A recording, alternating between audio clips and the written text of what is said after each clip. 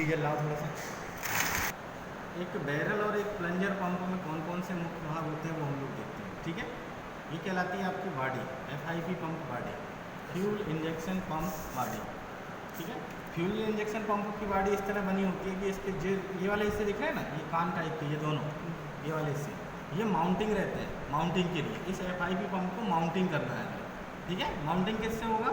FIP pump का जो bracket लगा हुआ है उससे हम इसको क्या करते हैं, माउंटिंग करते हैं। अब ये जर्क टाइप पंप है, बैरल प्लंजर होने के साथ जर्क पंप भी है, ठीक है। तो जर्क पंप में नीचे से इसको ऑपरेट करने के लिए इस पेंडल का हम लोग उपयोग करते हैं। एक हिस्सा ये वाला जो दिख रहा है यहाँ पर लगता है ये बेंजो बोल्ट, ठीक है। फ्यूल टैंक से जो सप्लाई आती है, फ्यूल टैंक से कहाँ आएगी? आपके फिल्टरों में आएगी। फिल्टर के बाद जो सप्लाई आएगी वो इस बेंजो बोल्ट के थ्रू इस FIP पंप की बॉडी के अंदर आएगी, ठीक है।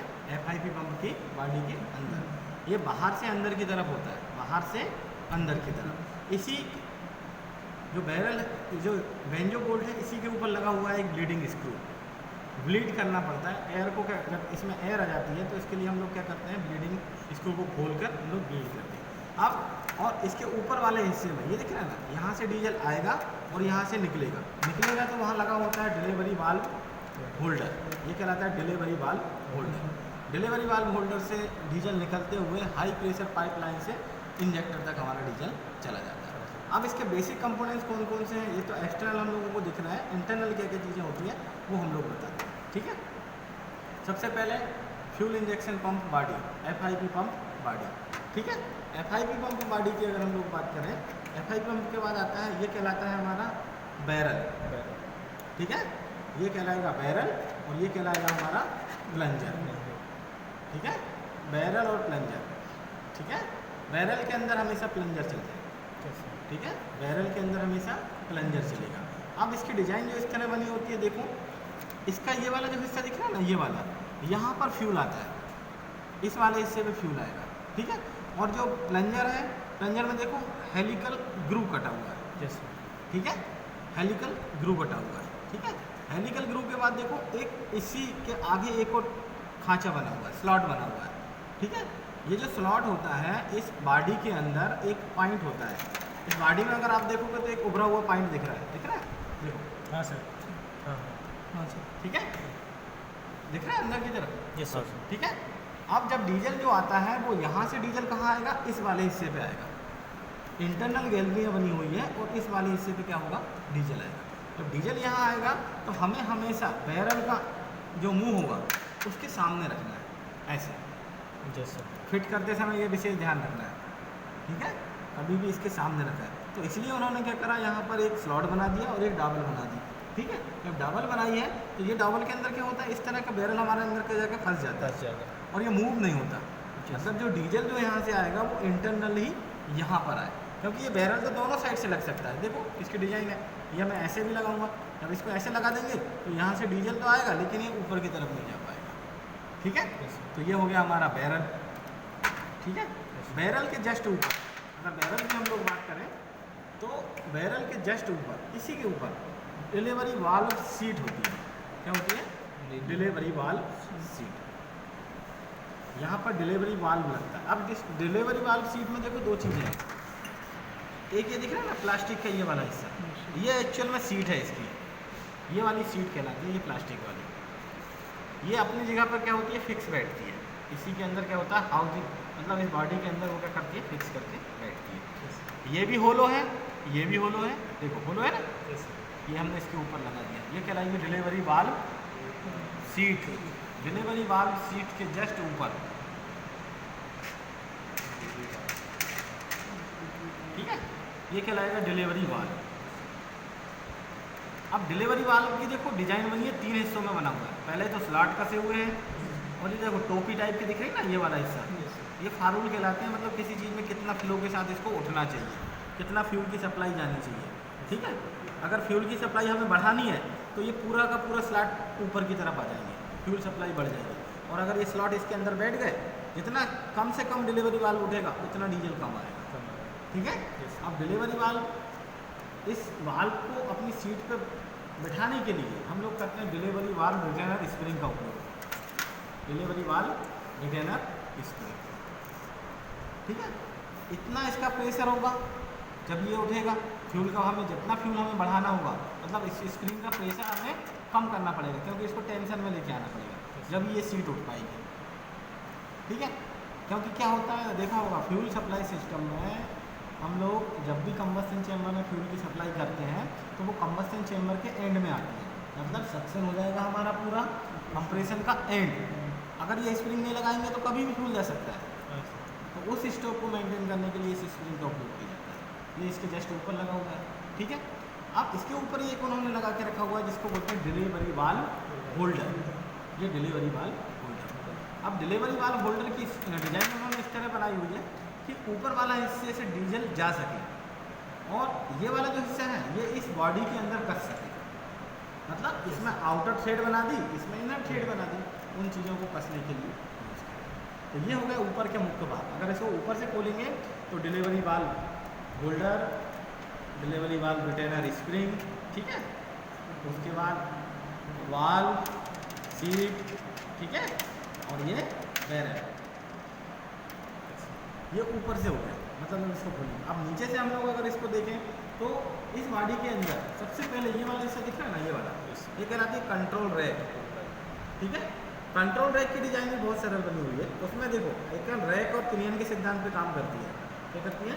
रैक और पिनियन के सिद्धांत पे। इस कंट्रोल रैक पे देखो एक सेंटर में आधे दांते इधर है, आधे दांते इधर है। अगर पॉइंट करेंगे तो ये वाला हिस्सा देखो एक पॉइंट दिख रहा है, 0 पॉइंट दिख रहा है ना, मार्क।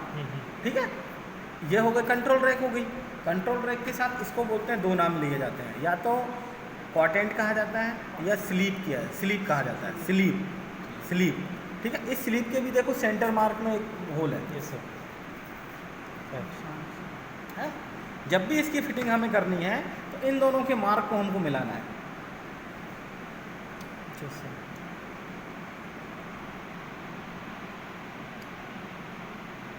इस तरह,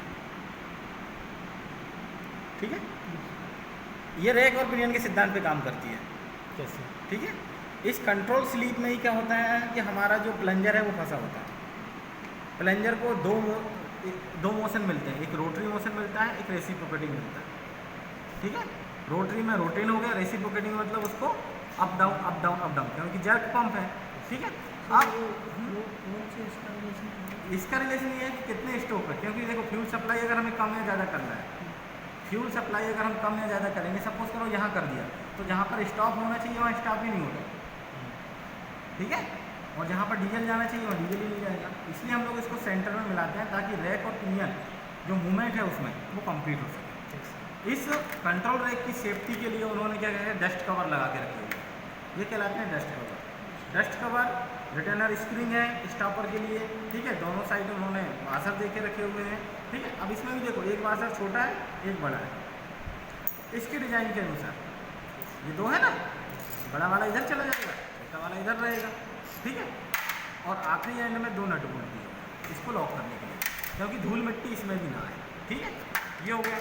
अब इस वाले हिस्से में ये वाला जो हिस्सा दिख रहा है, ये बैरल था, ये जो प्लंजर है, इस प्लंजर में जो हेलिकल ग्रूव बने हुए हैं, और देखो यहाँ से ये खुला हुआ है, हिस्सा खुला हुआ है, और नीचे की तरफ जाओगे तो ये दो डिजाइन बनी हुई है इसमें। ठीक है, तो अगर हम लोग बात करें इस प्लंजर में, तो सबसे नीचे इस बॉडी में अगर हम लोग को लगाना है तो ये वाला हिस्सा जो रहेगा, ये कंट्रोल स्लीप मैंने आपको बताया।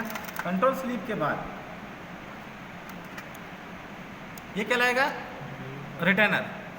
क्या कहलाएगा? स्प्रिंग रिटेनर नाम दिया जाता है इसका, स्प्रिंग रिटेनर। ये स्प्रिंग रिटेनर है। उसके बाद ये रिटेनर स्प्रिंग, ठीक है, वो रिटेनर हो गया, ये रिटेनर स्प्रिंग हो गया। उसके बाद ये हो गया गाइड, प्लंजर गाइड। क्या हो गया? Plunger guide. अब प्लंजर गाइड में देखो होल बने हुए। अब इस होल का मतलब ये नहीं है कि मतलब उन्होंने बना दिया। एक्चुअल में क्या है कि जब कभी लीकेज होती है तो यहाँ से डीजल आपके डीजल जब उतरेगा तो वो क्या होगा, संप में जाने लगेगा, इसलिए ऑयल का लेवल क्या होता है, बढ़ जाता है। उसके बाद ये वाला हिस्सा क्या रहेगा, सी लॉक। ये वाले हिस्से में क्या होगा, ये सी लॉक। ठीक है, सी मतलब इसको लॉक करने के लिए, सी लॉक। और ये वाला हिस्सा जो दिख रहा है, ये वाला हिस्सा, ये सर्क्लिप, क्या कहलाएगा, सर्क्लिप लॉक। एक सी लॉक हो गया, एक सर्क्लिप लॉक। अब इसमें बैरल और प्लंजर का काम क्या है देखो। जब भी बैरल प्लंजर की बात करते हैं तो देखो इसमें लिखा हुआ है, कोई भी कंपनी होगी तो किर्लोस्कर की कंपनी जैसे UPI 1A00100, ठीक है, ये मॉडल नंबर हो गया। लेकिन इसमें लिखा है BDC बराबर 3.2 प्लस माइनस 0.4। एक्चुअल में क्या होता है, इस बैरल और प्लंजर के अंदर स्टोक होते हैं। क्या होते हैं? स्टोक, ठीक है। स्टोक मतलब इसका चलने का, 4 स्टोक होते हैं। इसमें भी TDC से BDC हम लोग चलते हैं, कौन सी कंडीशन में कैसे ऑपरेट होना चाहिए, टॉप में कैसे जाना चाहिए। प्लस में एक चीज़ और ध्यान रखो, बैरल और प्लंजर के बीच में जो क्लियरेंस होता है वो 1 इंच के 1000वें हिस्से के बराबर होता है। 1 इंच के 1000वें हिस्से के बराबर, ठीक है।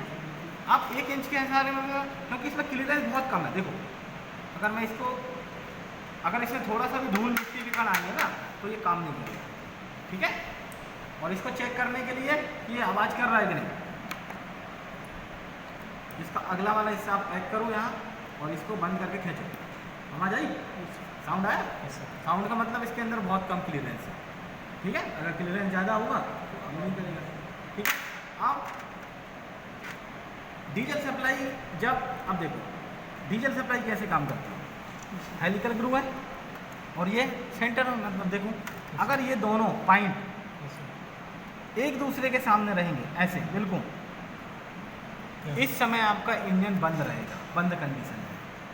आमने सामने डीजल होल होने से ये मतलब नहीं कि डीजल जा रहा हो, नहीं, डीजल इस समय नहीं जा रहा है और आपके इंजन बंद है, ठीक है। ऐसा क्यों? क्योंकि जब डीजल आ रहा है, ग्रेविटी सिस्टम से जब डीजल आ रहा है तो यहाँ पर डीजल आया। अब डीजल तो आ तो रहा है, लेकिन इसके ऊपर उन्होंने क्या करके रखा हुआ है, डिलीवरी वाल्व सीट लगा के रखी हुई है, वाल्व लगा के रखा हुआ है, स्प्रिंग लगा के रखा हुआ है। अब जितना डीजल आ रहा है वो इसी माध्यम से यहीं डीजल रुक रहा है। अब इस डीजल को मुझे ऊपर बढ़ाना है, ऊपर पहुंचाना है। ऊपर पहुंचाने के लिए मुझे क्या करना पड़ेगा, प्रेशर क्रिएट करना पड़ेगा।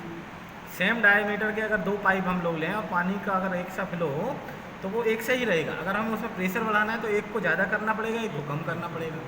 तो हमें अगर फ्यूल सप्लाई बढ़ानी हो या इंजन के RPM हमें बढ़ाना है तो हम क्या करते हैं, इसमें 2 मूवमेंट कर रहे हैं। पहला क्या कर रहे हैं, रेसिप्रोकेटिंग, और दूसरा रोटरी, ठीक है। रोटरी किसकी वजह से कर रहे हैं, इस कंट्रोल स्लीप की वजह से, ठीक है। देखा ये वाला हिस्सा, ये इसमें फंसा होता है और इसमें रैक लगा होता है, ठीक है। जब रोटेट होगा, सिंपल सी चीज़ है, जब कोई चीज़ इसमें लगी हुई है, ठीक है, जब कोई चीज़ इसमें फंसी हुई है तो वो तो रोटेट होगी, ठीक है। अब अप डाउन किसकी वजह से हो रहा है, वहाँ पर कैम शाफ्ट में एक एक्स्ट्रा लोब बना हुआ है सेंटर में, वहाँ से स्पेंडल ऑपरेट हो रहा है और इसको अप डाउन किस लिए कर रहे हैं हम लोग, प्रेशर क्रिएट कर रहे हैं। तो प्रेशर हमें जब भी क्रिएट करना है तो हमें इस हेलिकल ग्रू को कम करना पड़ेगा, ज़्यादा से कम की जगह लाना पड़ेगा। क्या लाना पड़ेगा, ज़्यादा से कम की जगह। ये देखो हेलिकल, ये अगर इतना करा मैंने इसको, अभी पूरा है, फ्यूल सप्लाई नहीं जाएगी, लेकिन जैसे ही इसको मैं थोड़ा सा कम कर दूंगा तो एरिया कम हुआ, ज़्यादा से कम एरिया हुआ, ज़्यादा से कम एरिया हुआ तो क्या हुआ, प्रेशर क्रिएट होगा। और ये रेसिप्रोकेटिंग मूवमेंट भी कर रहा है, क्योंकि यहीं से डीजल फंसकर यहाँ ऊपर आ रहा है। अगर ये ऊपर नहीं आएगा, सिंपल सी चीज़ है, अगर प्रेशर कम होगा तो फिर डीजल जाएगी ही नहीं, क्योंकि स्प्रिंग का टेंशन है। तो हाँ, कंटिन्यूस जैसे डीजल आएगा तो प्रेशर तो ऑटोमेटिक क्रिएट हो जाएगा, इसलिए तो इसकी डिज़ाइन बनी है। अगर वो चाहते, हेलिकल ग्रू इसलिए दिया उन्होंने, अगर हेलिकल ग्रू नहीं देते ना तो इस कंटिन्यू डीजल आता, लेकिन वहाँ ऊपर नहीं जा पाता। प्रेशर कैसे क्रिएट करना, प्रेशर लगा। तो मतलब अगर किसी भी चीज़ का कंटेनर, मतलब एक लिमिटेड एरिया, उसमें अगर हम रेगुलर पानी भरते चले जाएंगे तो सेंट्रीफ्यूगल फोर्स है, सेंट्रीफ्यूगल फोर्स से ग्रेविटी सिस्टम से आ रहा है, ग्रेविटी सिस्टम में भी एक लिमिट होती है। आप अगर FIV पंप की बात करें छोटे इंजनों में तो ग्रेविटी सिस्टम से ही डीजल आता है, और ग्रेविटी सिस्टम इतना ताकतवर नहीं होता जितना कि इसके ऊपर स्प्रिंग लगी हुई है। वहाँ पर प्रेशर क्रिएट करना है, उसके लिए हम लोग क्या करते हैं, इसको राउंड करते हैं, या तो क्लॉकवाइज या एंटी क्लॉकवाइज। समझ गए, मतलब यहाँ पे डीजल आता है, पहले फंस के नीचे जाता है, फिर ऊपर आता है। फंसेगा क्यों, फंसता तो है, लेकिन क्यों, क्योंकि ये रेसिप्रोकेटिंग मूवमेंट करता है, बराबर। अब इसको असेंबल करने का तरीका, ठीक है।